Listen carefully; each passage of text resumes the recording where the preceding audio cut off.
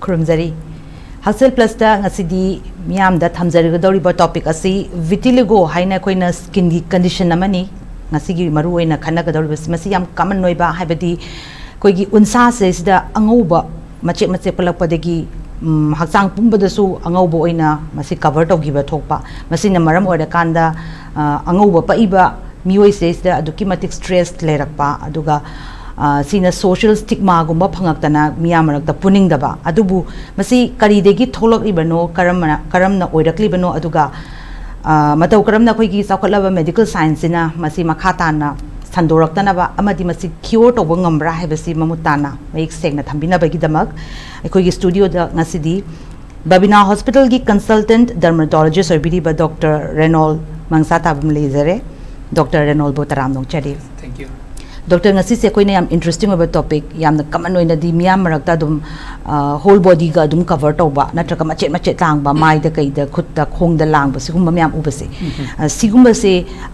koina skin gi problem ne na khana dora natraka koina ngasi khana ga doriba vitiligo hari base masai da tungan ba koina misconception mayam am su lei haizari ba aduga si modern science da koina karamaina treatment tawdo na habasu sin maru ina khando adubu hena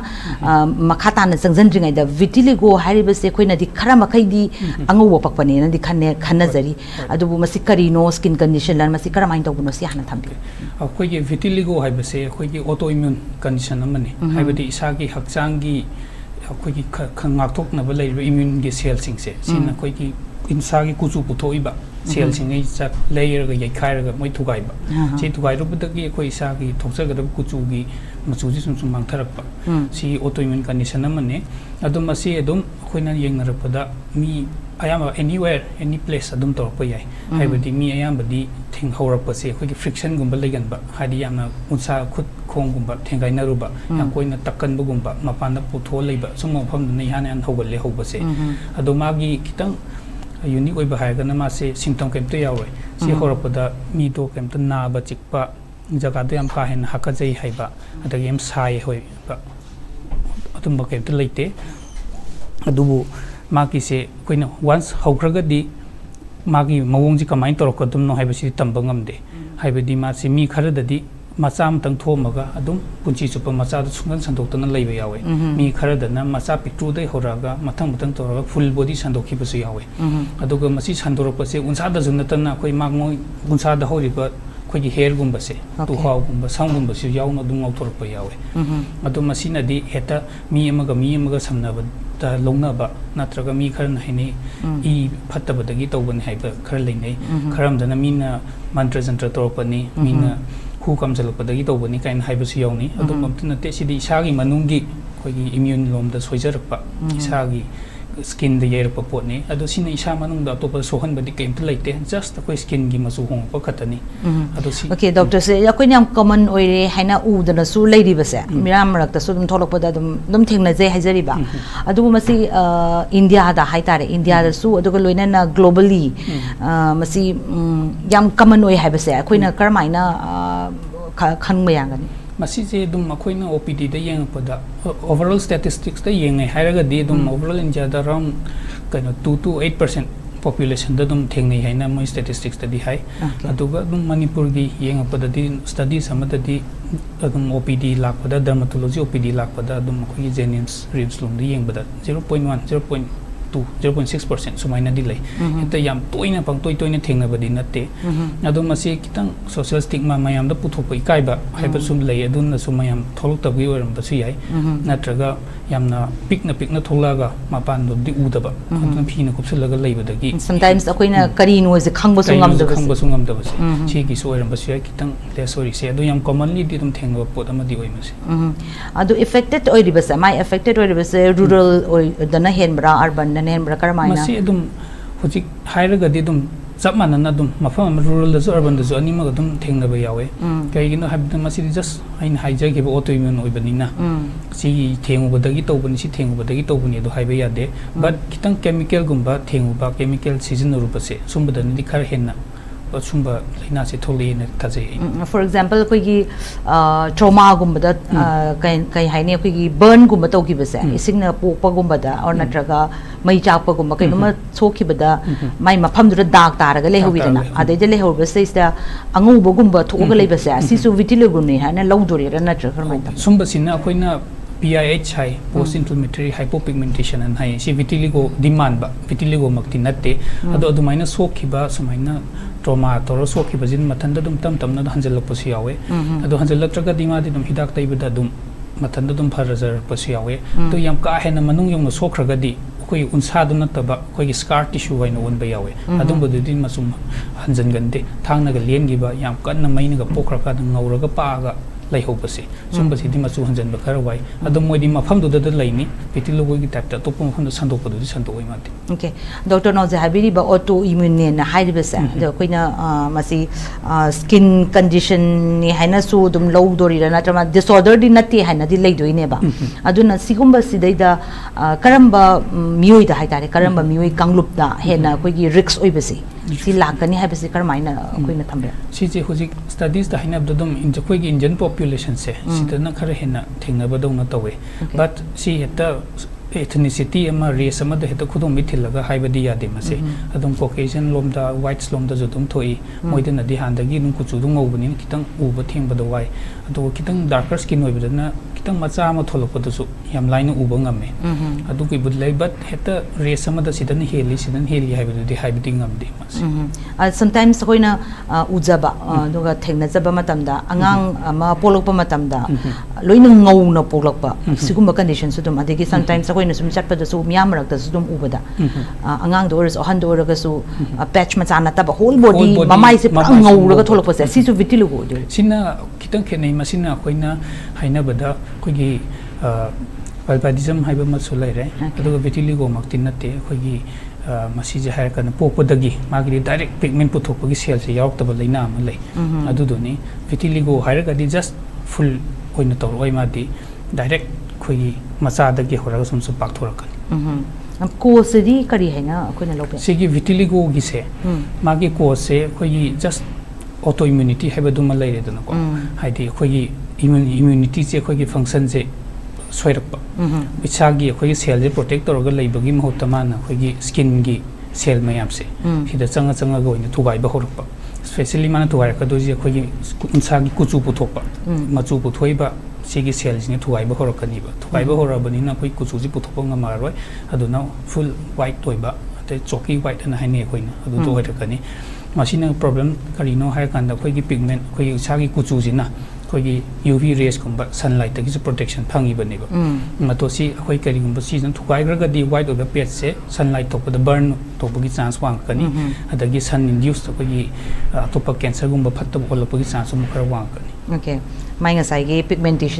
pigmentation puthoka to pigment sigi se chang se wat khrabani na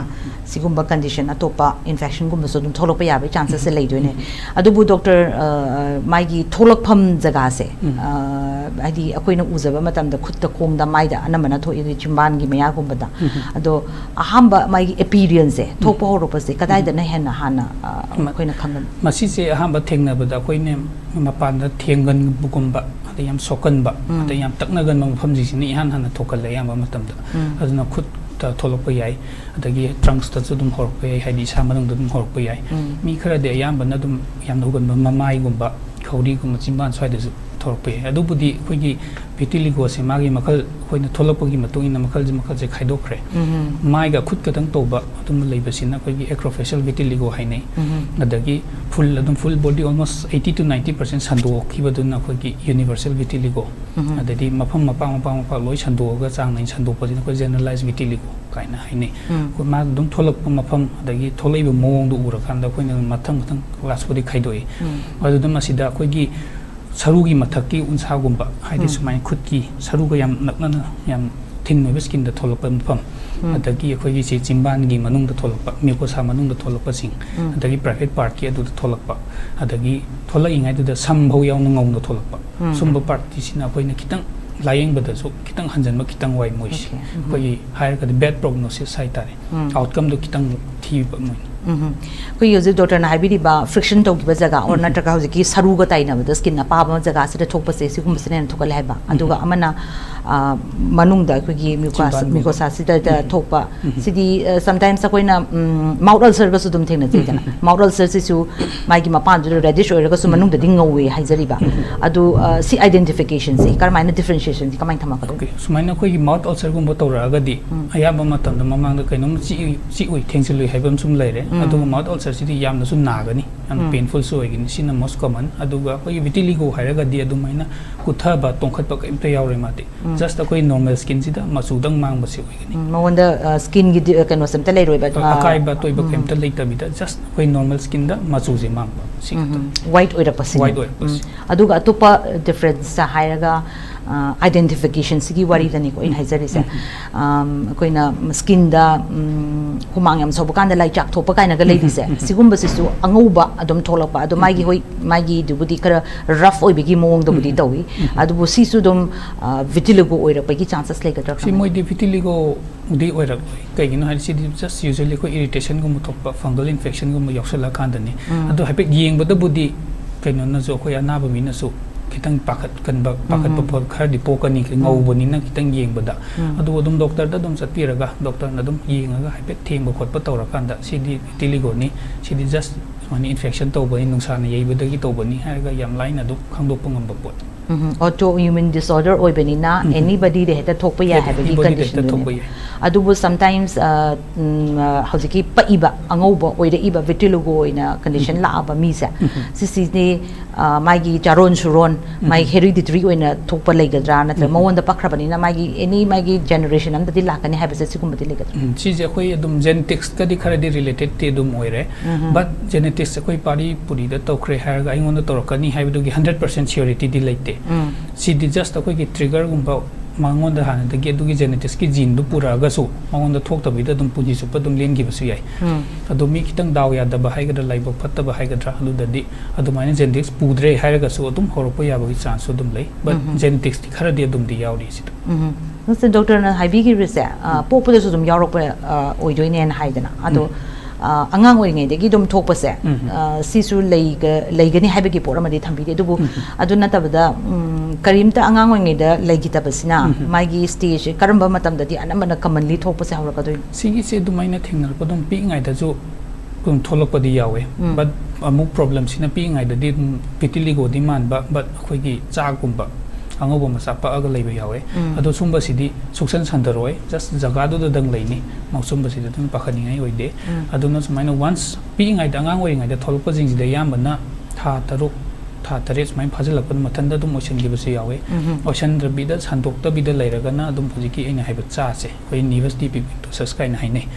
si je dum oidoni but angang da tawra le hai ga so koi gi khulai mayam ma leiri yeng ba ya ba adu da yeng ga dum vitiligo ni vitiligo natte haiba je dum haiba budi ngam gani adu angang da sum thok lei thok te haiba di yat early signs je koina karam kan da no koina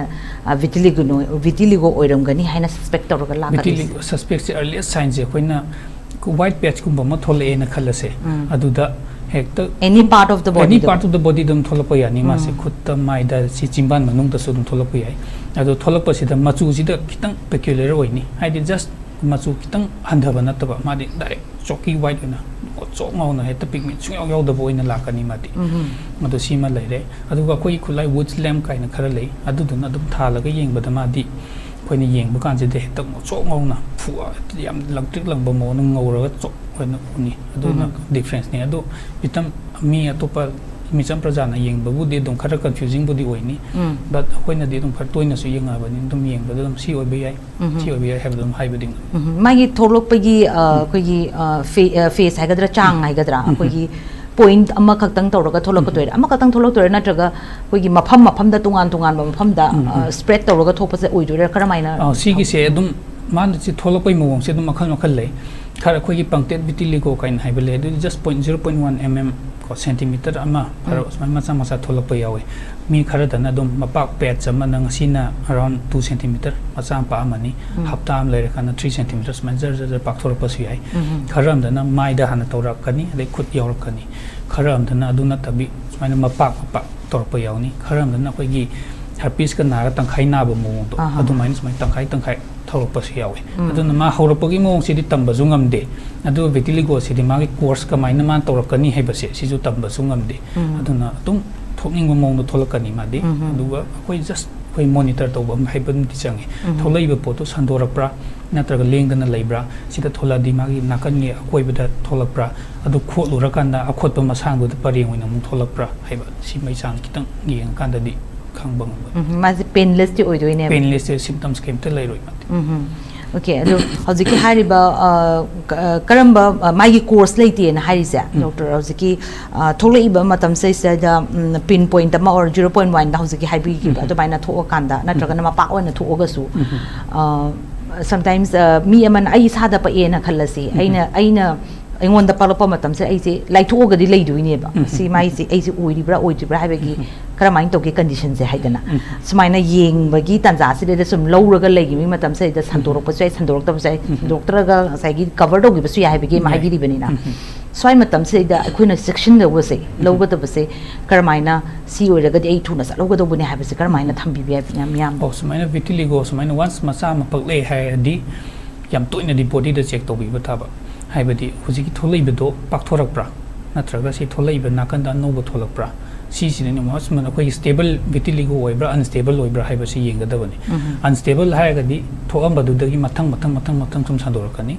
aduga stable oiragadi thoibado dum thoga leini sa paksu pakthoroi henju hengaloi aduain just stable oiraga leidi kem pakhatrasu yare yumda dum nonga aina dum leiba yare adubu sum monitor nuti gi sum yengbra sum pakthorpo mali sandorakpa yawi hairagadi adum khudakta doctor gi manakta chalaga lying start to hobana quite best way hojiki sandora isi kyam thuna di sandora pa se aina thengna bada hafta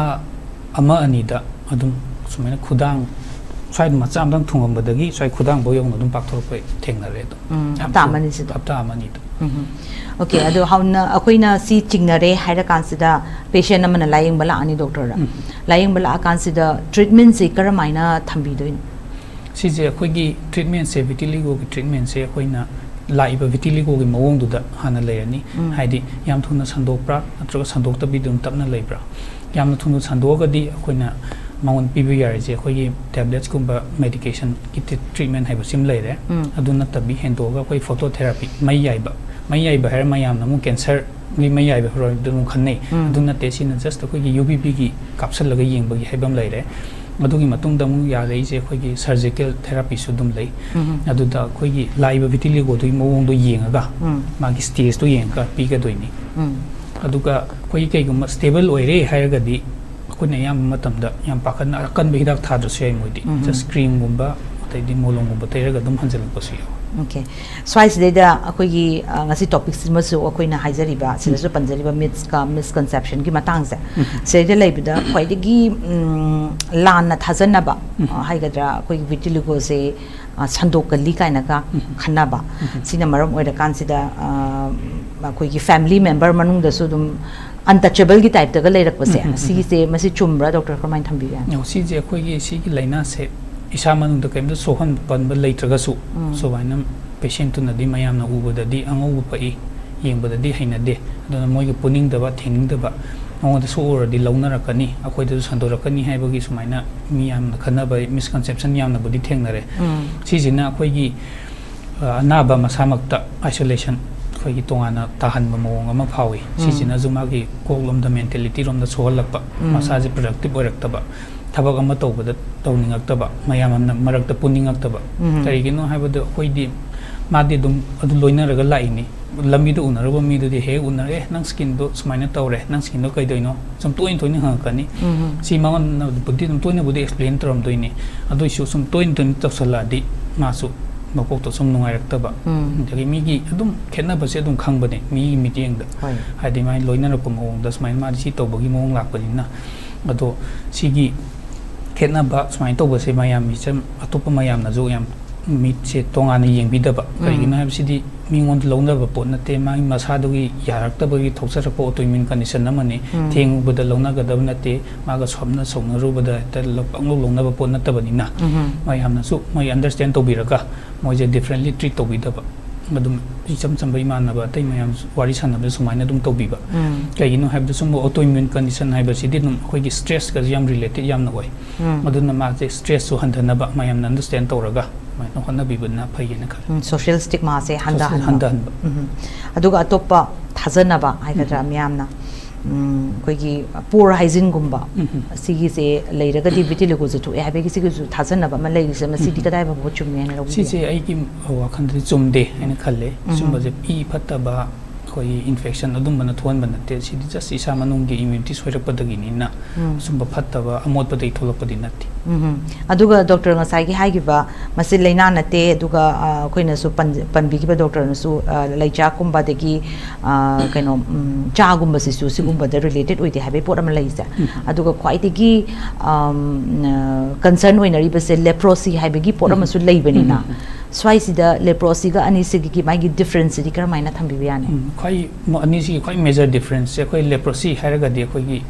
area mafam du da thengu ba da phau da ba se because khoi gi leprosy si de khoi nerve lom gi solak pa gi so feature ma yawe aduna white patch ko ba lei ba da khoi de thengu ba da su ba da kitang sensation do kitang handa ba theng ba da phau de natraga handana phawi ha ga de khoi sum khalak pa masi leprosy gum bo oram ba ya hena khalakani ado leprosy su yeng ba da body just white patch oina di ui aduna kitang di kita cautious oina enti doctor ama wair ka su ai su kitang white ama oina lak pa da sidi kok ta di patient ta di hydra su ko kok ta di sumai oram ba ya patient ta ju dum phajana explain to bi ba adu pangai hajel be ju patient ta ju dum pakhat pa yawe haidi angu ma sam tang pa ga lag nang do leprosy ni hai mai pakhat kani adu na dum phajana full proper examination to bi raga si oi ba ya de hai ba phajana explain to bi raga to khon ba ni do chum mi cham prajana yeng ba da ga di nayam na si oram ga ni hai da pharmacy da ga chatla paktai tension bi cream tension bi ba se si di to khon ni properly koi consultation doctor consultation ama changi basigi whether that is leprosy natraga vitiligo ra hai base khangdok na ba gi tamang ta aduga atopa ma koi gi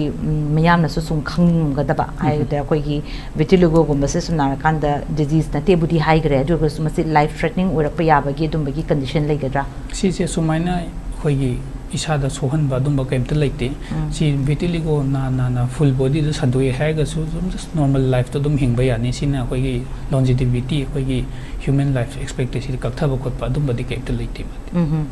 maru aina koi gi adult di amuk khara muk phakre ko man explanation du su leigre duga among the koi gi adult masen da di dum khara su cd leprosy na te ona traga ngau ba pakpasi ka chu longna gan ba leite ha gi poram di lei adubu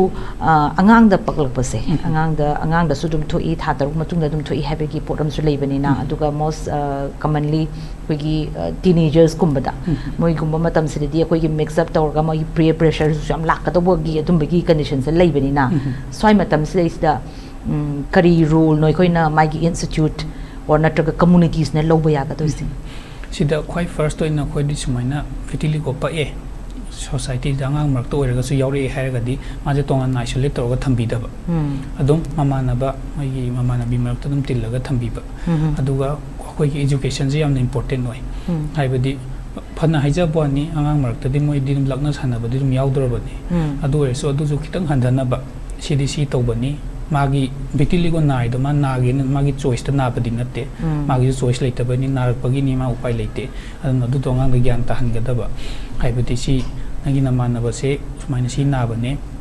adu ma dum phajana tinabiu sanabiu mangon da thawru ba nangon lo na ra ka da ba natte sidi just normal na tan nabiu adu de khoi gi laikai gi halaman mi khara khang da ba yawe sumaina pangai da haijan ba sumaina ngon da samnaru nu madil mahik pa ba ni theng mu kai na haina ba yawe adu ma su to bi da ba angang da di moi di dum gyan ta dribani na major role je de khoi gi parents khoi guardian jeni hena lo ga da ba ni ma du de explain to bi ga da ba ni sidi smai to ba ni lo na ba natte pagna ga da ba natte adum normal lo na dum tino haiba sum bo hai je kitang santo haning sigi stigma sina maram oiraga aduga khoi gi misbelief ma'am sina su maram oira kanda kitang pinpoint lakpa matam da khoi ying huraga di phagani haibe gi potsa leiga da base sina maram oira kanda khoi gi reveal to bolak ta ba reveal to da ba sina maram oiraga kano da consultation lak ta base sigi chances jam leiram gani haibe gi doctor na su thambi gre hogolak pada ado masigi leiri base akoina karamaina doctor gi site gi masigi tawbiganu miyamna karamba kamatamda koina laying balakadoino aduga si laying horagadi khwaidagi earliest treatment duna phadoini haibagi post karamaina thambi bayana doctor o sigi se mayamna kidam mayam amang puthopai kaijare hairsu doctor amugi manakta lakpase yam ngatlingai da lahanningi kaigino habda sumba laina sidi yamni hensen kragadi hidak tharaga su kitang mahanagi machu do hanjalapa kar wai moise aduna kitang apikpa kainom tholaga hena pakthore yengbada kitang nuaite haide dum check to thopa dum lakpiu adu songi nuaitaba sumba mayam se doctor amada hai kana doctor ne ta lagai pulak sandokadaba natte kogi doctor ga patient ka confidentiality haiba haiba dum lai somna doctor da hai ki bukhani mak doctor na kana amta da zu haidoi dum ma sana dum thamjagadabani legally haidopa ju yade doctor amta na ju haidoi se ethically yenga pa da ju haidopa yade adun kaim ikai ba kim tujum poktana dum kitang nungai taba unsara kitang nungai taba private part tabu oigera natraga ini utning da famdo oigera adu sudum fajan confident naina dum doctor manakta loin haibiu mana eta loi phanaba torakani phatanaba kaim tu to treatment gi matang da ngasai doctor na panbigri pesa early ekoi diagnosis or early treatment in the early intervention se tahuraga di khwaidagi aphaba oigani habes hauzu doctor na saibiri stress day da karigumba treatment je tahodaba taragadi tahuraga na kadai bokta koina control togadoino haibagi pot amasu leigadoini aduna tahobagi magi advantage haigadra sisina leiriba points ina kadai bo sandoragani taho taragadi habesiki points ma tham akoina sumaina yam thuna sandopa vitiligo sidadi akoigi yam short course oiba strong oiba steroid se khara thardana sumaina hek sandoropado hamba thingnabani akoina hona doise akoigi main aim se sandoropase thingba sandoropase thinge hairakanda sandokhiyo part to mu machu hanjalakna honaba sine akoigi main aim se aduna sumaina yam paksana sandokragadi sandokpa thingnaba tharagasu sandokrabanina kisu kanabasi phangdeba yamba matamda aduna koina tawgadabse adu yam pang san tawgradi koina hosi aim se machu hanjalakna honabase adu machu hanjalakna honabase akoigi yam pak sangragadi machu hanjalakpase tharomda chahiromda musangakaniba akoigi tuhauju ngoubo yaugragadi yamna hanjalakpase yamna wai kaikino haiganda koi tuhau makongda ju koigi stem cell haina yauri machu hanjalaknaba sisu yang sokragadi hekta khun hidak ka phanna oin tharga su hanjalo sungai adi moise aduna khoi si course du kan unpredictable joy tamba sungam de mase mi gar da just masam thogo dum punchi su parau na dum lele haram da di masi mapang masam tor mani hapta ni hum lere kan mapang tor lakani tamba jingam de haram da di hidak to tha man idang start toksan bada masu phat hanjalakpa yawe kharam dana sahi ani hum sarabuda amani dang masu hanjalaga lepase yawe adam masigi laina se hidak charaga bodi tum phan bading ami adubu magi koi course haigadra magi predictability ji tambangam de yam okay that means akoi gi amuk recur torokpagi adum possibilities dum lai okay machi pra cure to budingam de cure to budingam de akoi na hoji masu loi hanjan khre haiga zo matung tar ko dum haurakani horoi habi dum haibangam ti mase akoi gi samna have diabetes ko man just control the thump adugi ta spread to the nabagi da aduga ngasai gi reveal tawrak ta base koi haidok ta ba doctor da yeng bai lak ta ba sigum lei base masigi chance na so far doctor gi experience da hai tare manipur da oina yenga ga confine tawrak kanda sumaina yamne henjal laga lak pasina hena masing yamra rate se patient se anatraga na yam concern oida ga kitang tholok pada lak pasina hen bra karmaina thambi bian hana hamba yengapadadi sonya na pak sana sando kanda na lakpana helame ado hujik se social media na haigadra well informed werapana haigadra kitang macha masu thola kanda duju yenganba lakpana budi hen hengale haina khalle hujik sum tv da sumaina haigi social media da sumaina hai awareness people se sigi matung na sumaina hai na yenghan gena laini kaina haibasu ni hen thengnare hujik ado hojiki doctor na panbigi bida yamna pakna sana sandoki base sirisi da chahi di am change haibagi poram di hairi ado khara skin khara da di dum madu skin color se hanjan da khara di dum lehowi haibai pot se leidi bani na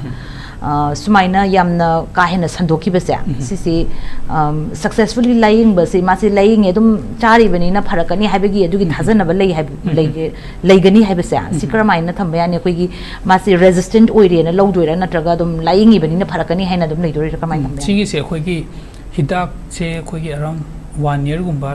6 months to 1 year to 2 years kumba smaina sara kanda kaisu improvement laktre hairagadi khoi treatment se kitang failure ni na lok pai sigi level se yoksalaga di akhoi na topa treatment atei phototherapy gumba hapchalak pai aina ngasai mai yai ba haina panjagi bado phototherapy hapchalak pai na traga khoi gi surgical therapy su yam lei adi normal loiba skin dagi unsa machi dam lorga khoji ki angu pakpom phondu hapchan ba adu dagi hapchan gi badu ki machu ji mutam taw na musandor ka ni ba sumaina lying ji budi makhal makhal budi leire adu na patient ki response haidi tari ba therapy duna sanari sanade do yeng naraga doctor ka patient ga tanaraga so matang step surgical options su lei options su dum lei adagi mai yai ba se full body yai dra ka ju just macha do ka pagi kano to dumba technology su dum leire aduna mayam heta treatment failure oiri hena pakatring aida option mathang sum yenga ga hana try to bun phani na khat okay yamne aged or a person kumba da lying basi karamaina successful oina do su dum lobu ya ga drama na mana failure we ganbra adum yam aged of a person da so dum akhoi gi options mayam no leiri adum tor ga moi da su dum improvement lakpa dum phani yamna theng response adum to jiki yamne henjan gi tar ga yam henjan gi tar aduga doctor atopa amanda khangningi base khoigi skin condition se ate ga su vitiligo ga se dum confusion se dum lei bani na doctor na habi ki banga sai ki diagnose to ma tam da pinpoint da dum diagnose to ngam mi hai se thara ga yenga kanda aduna taba atopa treatment options di kari lei magi diagnosis se hamba steps hamba khoi diagnosis se da khoi yengba khoi wuzlem haiba sim leire sina dum yeng kana khangani adai adu da su pai letre sina yeng ba du khangbo ngamre yam pigment kre ha kon skin biopsy lorga so dum yeng thok pai skin biopsy lor kan da moina dum khoi gi lab room da gi dum hairakani si oi be si oi be heb to si ma dum la yam ngan khangdo ke hairagati si ma leire adu yam pinpoint kumba macha lak pa si di lying ba je hidak akan macha da bi du just molong gumba cream gumba tairaga dum improvement lakpa so dum phani am theng okay ngasai gi ointment da su dum cream da dum yai ba treatment of se aduga exposure se ngasai gi doctor na so pan bi gi ba pigment puthok pa gi mai gi chang se wat la bani na ngau na le ni adu infection se to pa su dum chang ba yan ni hai ba gi dum ba gi pot am lei ba ni na sun exposure se hai de khoi gi pigment sin na khoi sun protection pi bane ba adu da khoi gi sun gi protection je handarakani aduna sunburn gum to bai chance yam wang ba infection just infection not to be da koi sun exposure helaga di koi skin cancer thokpa gi chance si ju kitang hen hele hai de koi Americans white lom da di dom moi di nusa da chatla kan da koi moi skin cancer thokpa chance moi ni hen hele ba kai gi no hai de moi de koi melanoma koi gumba to gan ba moi ni hele kai gi no hai de koi melanin pigment koi skin gi kuchu uthokpa se moi de di khara hantha bani na aduna koi gi hujiki pigment se vitiligo da sigre ha ga di dum Caucasian gi moi gi white long skin gi type to era ka doini ba aduna kitang sun gi protection je handar pani na sunburn to bai chance helakani aduga sun damage to ra ka hum henjela ga di skin cancer rom ta mo wer ko gi chance lai okay dudi ma se sun exposure se yamna risky way na lo ba risky way na lo so adi di smina white patches ba mi se si se my treatment under treatment da budi lai ga doini adu ta da ga su my gi precautionary measure hai ga dra ma sun da di thok ta ba nung sa da di thok ta ba ya da ba ni na nung sa da thok ga su koi gi sunscreen gum ba se phajana season na bi sunscreen je phajana season na bi ga di smina sun damage ki chance am handani okay my gi protective layer oina koi na phiron gum na cover to busin na tra ga su sunscreen na ngamme aduga sometimes koi gi stigma sina maram ora kan whole body cover to ga thok ta ba su dum yaw ta ba na te ko adu sigu ba matam sida di smina taw gi mohta condition se kari no hai si khanga ga le ra bani na sunscreen se properly tai bi tar ga ti adu na sum handani hai do ne ba adu sigi cases da doctor ki experience da makhak tanga thamja hangja ge question se smina skin infection gumba to kon ba skin cancer gumba so thopa lei hai ba sa sigi pot se so far doctor ki experience da smina condition se tarakhi ba lei ra bra thengna bra Manipur da na ka maina gumba se lei ra bra sumba je dum phanyam na thengna re haidi yam toina min hai bra smina kainom tin gum na chekhi natra kainom sokhi bududi oisan da bi sum laijaro lai ra kanda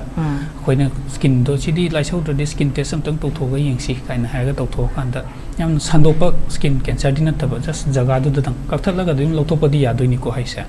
just mafam du da kitang phatta bo ol thingai ado ayam matam da dong yam ngan na thingna ra ga dum just mafam du dang lokthokra kan da dum just normal body oi haidi cancer ha ga ta full body loi sandopa du di ka su sandok te mi khata cancer ha ga lungs da sandopa liver da sandopa ga hinai se adu ꯑꯗꯨꯃꯥꯏꯅ ꯗꯦ ꯌꯥꯝ ꯕꯣꯏꯒꯟꯗꯦ ꯁꯨꯝꯕꯁꯦ just ꯃꯐꯝꯗꯨꯗ skin cancer ꯑꯩꯈꯣꯏꯒꯤ ꯑꯗꯨꯝ ꯉꯟꯅ ꯐꯪꯉꯗꯤ ꯑꯗꯨꯝ ꯉꯟꯅ ꯐꯠ ꯂꯧꯊꯣꯛꯈ꯭ꯔꯗꯤ ꯀꯩꯝ ꯄ꯭ꯔꯣꯕ꯭ꯂꯦꯝ ꯂꯩꯇꯦ ꯑꯗꯨꯒ ꯄ꯭ꯔꯤꯀꯣꯁꯅꯔꯤ ꯃꯦꯖꯔ ꯑꯃꯗ ꯉꯁꯥꯏ ꯗꯣꯛꯇꯔꯅ ꯍꯥꯏꯕꯤꯈꯤꯕ ꯃꯥꯒꯤ ꯀ꯭ꯌꯨꯔꯁꯇꯤ ꯂꯩꯇꯦ ꯍꯥꯏꯕꯅꯤꯅ ꯐꯔꯗꯔ ꯁ꯭ꯄ꯭ꯔꯦꯗ ꯇꯧꯔꯛꯇꯅꯕ ꯑꯩꯈꯣꯏꯒꯤ ꯗꯥꯏꯕꯦꯇꯤꯁ ꯅꯥꯕꯒꯤ ꯇꯥꯏꯞꯇ ꯑꯩꯈꯣꯏ ꯀꯟꯇ꯭ꯔꯣꯜ ꯇꯧꯔꯒ ꯊꯝꯒꯗꯕꯅꯤ ꯍꯥꯏꯕꯒꯤ ꯄꯣꯠ ꯑꯃꯁꯨ ꯊꯝꯕꯤꯔꯤꯕꯅꯤ나 ꯄꯤꯟ ꯄꯣꯏꯟꯠ ꯑꯣꯏꯅ ꯅꯥꯔꯛꯄ ꯑꯣꯔ ꯅꯠꯇ꯭ꯔꯒ ꯈꯤꯇꯪ ꯁ꯭ꯄ꯭ꯔꯦꯗ ꯇꯧꯔꯛꯄꯗ ꯃꯥ ꯍꯤꯗꯥꯛꯇꯨꯒꯤ ꯀꯣꯔꯁꯇꯨ ꯁꯨꯅꯕ ꯆꯥꯔꯀꯥꯟꯗ ꯁ꯭ꯀꯤꯟ ꯀꯂꯔꯁꯦ ꯑꯗꯨꯝ ꯍꯟꯖꯤꯜꯂꯛꯄ ꯁꯤꯒꯨꯝꯕ ꯂꯩ ꯍꯥꯏ ꯑꯗꯨꯕꯨ ꯑꯃꯨꯛꯀ ꯔꯤꯀꯔꯦꯟꯠ ꯑꯣꯏꯕꯒꯤ ꯆꯥꯟꯁꯦꯁꯁꯨ ꯂꯩꯕꯅꯤꯅ ꯍꯥꯏꯔꯤꯕ ꯄꯦꯁꯦꯟ ꯃꯁꯥꯁꯦ ꯁꯤꯁꯦ ꯃꯥꯅ ꯂꯧꯒꯗꯕ ꯃꯥꯒꯤ ꯄ꯭ꯔꯤꯀꯣꯁꯅꯔꯤ ꯃꯦꯖꯔꯁꯤ ꯀꯔꯝꯍꯥꯏꯅ ꯊꯝꯕ ꯌꯥꯏ ꯁꯣ ꯗꯦꯠ ꯅꯦꯛꯁ ꯔꯤꯀꯔ ꯇꯧꯔꯛꯄ ꯃꯇꯝꯗ ꯁꯨꯝꯕꯁꯤꯗ ꯍꯦꯛꯇ ꯄ꯭ꯔꯣꯄꯔ ꯑꯩꯈꯣꯏꯒꯤ ꯄ꯭ꯔꯤꯀꯣꯁꯟꯒꯨꯝꯕ ꯂꯧꯔꯒ ꯇꯧꯔꯛꯀꯅꯨ ꯍꯥꯏꯕꯕꯨꯗꯤ ꯑꯗꯨꯒꯤꯗꯤ ꯂꯩꯔꯣꯏ ꯕꯠ ꯑꯩꯈꯣꯏꯒꯤ ꯄ꯭ꯔꯣꯄꯔ ꯗꯥꯏꯠ ꯆꯥꯕ ꯑꯩꯈꯣꯏꯒꯤ ꯁ꯭ꯇ꯭ꯔꯦꯁ ꯍꯟꯊꯅꯕ ꯑꯦꯟꯇꯤ ꯑꯣꯛꯁꯤꯗꯦꯟ ꯌꯧꯕ ꯗꯥꯏꯠꯁꯤ ꯈꯔ ꯆꯥꯕꯤꯕ ꯇꯥꯏ ꯕꯤꯀꯣꯁ ꯁ꯭ꯇ꯭ꯔꯦꯁꯅꯁꯨ ꯌꯥꯝ ꯀꯣꯁ ꯐꯦꯛꯇꯔ ꯑꯣꯏꯗꯣꯏꯅꯦ ꯁ꯭ꯇ꯭ꯔꯦꯁꯅꯁꯨ ꯌꯥꯝ ꯀꯣꯖꯦꯇꯤቭ ꯐꯦꯛꯇꯔ ꯑꯣꯏ ꯑꯗꯨꯅ ꯁ꯭ꯇ꯭ꯔꯦꯁꯁꯦ ꯍꯥꯏꯔꯒꯗꯤ ꯑꯩꯈꯣꯏꯒꯤ ꯏꯁꯥ ꯃꯅꯨꯡꯒꯤ ꯏꯝꯃ꯭ꯌꯨꯅꯤꯇꯤꯁꯤꯁꯨ ꯑꯗꯨꯝ ꯈꯤꯇꯪ ꯖꯝꯕꯜ ꯑꯣꯏꯒꯜꯂꯦ ꯁ꯭ꯇ꯭ꯔꯦꯁ ꯌꯥꯝ ꯂꯩꯔꯒꯗꯤ ꯑꯗꯨꯅ ꯑꯗꯨꯝꯕꯗꯨ ꯑꯦꯚꯣꯏꯗ ꯇꯧꯅꯕ ꯑꯩꯈꯣꯏꯒꯤ ꯑꯦꯟꯇꯤ ꯑꯣꯛꯁꯤꯗꯦꯟꯒꯨꯝꯕ ꯌꯥꯎꯕ ꯈꯔ ꯆꯥꯕꯤꯕ ꯐ꯭ꯔꯨꯠꯁꯀꯨꯝꯕ ꯁꯤꯖꯅꯦꯜ ꯐ꯭ꯔꯨꯠꯁꯀꯨꯝꯕ ꯆꯥꯕꯤꯕ ꯑꯗꯨꯒ ꯋꯦꯜ ꯕꯦꯂꯦꯟꯁ ꯗꯥꯏꯠ ꯐꯖꯅ ꯆꯥꯕꯤꯕ ꯁꯨꯃꯥꯏꯅ ꯚꯤꯇꯤꯂꯤꯒꯣ ꯅꯥꯔꯦ ꯍꯥꯏꯔꯀꯥꯟꯗ ꯃꯤꯅ ꯁꯤ ꯆꯥꯔꯒ ꯉꯥ ꯆꯥꯕꯗꯒꯤ ꯇꯧꯏ ꯁꯥ ꯆꯥꯕꯗꯒꯤ ꯇꯧꯏ ꯍꯥꯏꯕ ꯑꯃ ꯂꯩ ꯑꯗꯨꯃꯥꯏꯅ ꯑꯗꯨꯝꯕ ꯀꯩꯝꯇ ꯀꯛꯄꯤꯗꯕ ꯀꯔꯤꯝꯇ ꯑꯗꯨꯝꯕ ꯔꯦꯁꯇ꯭ꯔꯤꯛꯁꯟ ꯀꯩꯝꯇ ꯂꯩꯇꯦ ꯆꯥꯕ ꯐꯖꯅ ꯆꯥꯕꯤꯌꯨ ꯑꯗꯨꯝ ꯕꯦꯂꯦꯟꯁ ꯗꯥꯏꯠ ꯑꯣꯏꯅ ꯆꯥꯕꯤꯌꯨ ꯑꯗꯨꯒ ꯌꯥꯝ ꯊꯤꯅ ꯏꯁꯥꯁꯦ proper sun protection ti phajana lobi batai aduga yam thina thengjanganba yaisangamma mafamse sidai kha toina check to bibana phayena khali okay koi gi ngasigi topics da maru oina haibiri base aduga atopa last oina doctor de ama hangjaningi base community gi role ama phajana haibigre ꯍꯧꯖꯤꯛꯀꯤ ꯑꯦꯋꯦꯔꯅꯦꯁꯀꯤ ꯃꯇꯥꯡꯗ ꯍꯣꯏ ꯇꯤꯚꯤꯗ ꯀꯩꯗ ꯑꯩꯈꯣꯏꯒꯤ ꯅꯠꯇ꯭ꯔꯒꯅ print ꯃꯤꯗꯤꯌꯝꯗ ꯁꯤꯒꯨꯝꯕ ꯃꯤꯗꯤꯌꯝꯁꯤꯗꯗꯤ ꯑꯦꯋꯦꯔꯅꯦꯁꯁꯦ ꯑꯗꯨꯝ ꯄꯤꯕꯒꯤꯁꯦ ꯑꯗꯨꯝ ꯂꯩꯔꯕꯅꯤꯅ ꯈꯔ ꯃꯈꯩꯗꯤ ꯑꯗꯨꯝ ꯊꯦꯡꯅꯕꯁꯨ ꯑꯗꯨꯝ ꯌꯥꯎꯕꯅꯤꯅ ꯚ꯭ꯌꯨꯋꯔꯁꯦ ꯑꯗꯨꯝ ꯈꯪꯉꯀꯥꯟꯗ ꯑꯗꯨꯝ ꯗꯣꯛꯇꯔꯗ ꯀꯟꯁꯜꯠ ꯇꯧꯕ ꯂꯥꯛꯄ ꯁꯤꯒꯨꯝꯕꯁꯤꯗꯤ ꯑꯗꯨꯝ ꯂꯩꯔꯦ ꯍꯥꯏꯕꯤꯔꯦ ꯑꯗꯨꯕꯨ ꯃꯥꯁ ꯑꯦꯋꯦꯔꯅꯦꯁ ꯑꯣꯏꯅ ꯄꯤꯕꯒꯤ ꯁꯤꯒꯨꯝꯕꯒꯤꯗꯤ ꯆꯥꯡꯁꯦ ꯈꯔꯗꯤ ꯋꯥꯠꯄ꯭ꯔꯥ ꯍꯥꯏꯅ ꯈꯟꯖꯔꯒ most kanoda yamna hena phagadaba level se karamba level da tawragadi say for example community level da na phadorira natraga education da sumasi dakar oi habani na doctor gi opinion da karamaina thamba yani masi je egi mot de community level na khwaidagi best oi hene khalle kari kino haibada nariba mi du di naraga du isolate tawraga laini gyanta na ma de du masada stress kumba dum leidorabani but adu reduce tawna ba khoi community ki help sini khwai maru oi rise adun just community level da koi most common medium ha ga dum phuji radio zo dum phanyam tanari newspaper di hujika mi phanabu panadraba haina khalle aduna just social media hujik yamna major oina social media ga radio ga se sina di khwai dagi best oini na khale education ji community ko mayam na khangadaba ahanlaman na ju khangadaba mawda because akhoi gi everything hojikan tawrai se ahan gi wana sapu meli alba an matina sapu meli haibam sum leidna re dana ko aduna ahan na haiba se phar ju phatra chumme haina tum longna ba society su oi bani na aduna ahan jing do han phajani educate to biraga moina adum makha tar panga gaida sidi kem tawroi si di chmai to bani haiba no tongana thambi ganu haiba gi wahai si phajana explain educate to biraga di hen phagani hen school gumba dadi institute gumba dadi institute to to su hen to ba phayena khale especially school institute to da ngang adum na ba yaw pa leiraga di adum yearly once gumba or koi June 25th se koi World Vitiligo Day haina antak ki lak to je ko celebrate to 25th sida koi World Vitiligo Day haina koi no celebrate tawdori koi Manipur gi jo Dermatologist mayam pullaga koi gi IADVL Manipur branch sin jin adu numit to koi cycle rally awareness ki ma ju sin ga dori adu ta ju hena mayam khang na ba awareness puthong na honari okay yamna di conditions se hoina di miyam marak di dum uba angoba pa aga dum mi se dum thengna bas leiba adu kari no haiba se khangda angoba pakpani hairaga di sum chatpa adu masi awareness wat pan sumaram oiraga leibani haina khanje aduna doctor now se haibiri ba maru oina kitang skin da discoloration aduga yamna chalky white oiba adumba yamna ka henna white oiba adumba tholok taraga di thuna mak consultation to biga dabani haibaduni thambi base aduga loina na community level da hairiba leina sina sandokan masi koi gi alona gan banate aduga masina kainta akaiba leite sokna samna bada aduga likewise same koi gi advice haigadra same awareness school levels so pb rakanda institute levels so pb rakanda di social stigma se handara kani haibaduni thambiri se doctor bu koi gi ngasi gi vitiligo myths and kaino gi modern technique karmaina koi ni lying gani habisi matang da yam mayek seng na thambi bagi tang ta thakat phongju thank you ngasi gi damak tadi matang asida HAKSHEL plus loisinjari meeting tabir ba punam ko amkana khurupjari